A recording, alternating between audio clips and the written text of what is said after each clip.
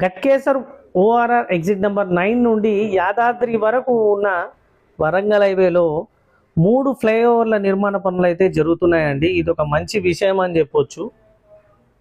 ఇకపోతే ఒకటి వచ్చేసి మనకు ఓఆర్ఆర్ గట్కేసర్ దాటగానే గట్కేసర్ ఎక్స్టోల్లో భారీగా ట్రాఫిక్ జామ్ అయ్యేది.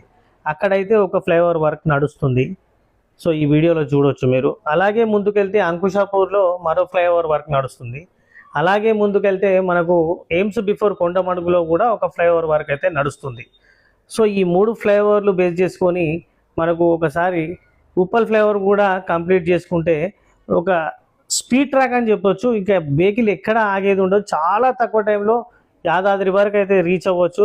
అలాగే మనకు ఎయిమ్స్ హాస్పిటల్ కూడా ఇప్పుడు ఏప్రిల్లో మనకు ప్రధాని నరేంద్ర మోడీ గారు వచ్చి ఓపెన్ చేయబోతున్నారు. ఇది కూడా ఒక మంచి విషయం అని చెప్పొచ్చు. ఈ కనెక్టివిటీ బేస్ చేసుకొని యాదాద్రి వరకు ఉన్న భూములకైతే మంచి హై రిటర్న్స్ వచ్చేందుకు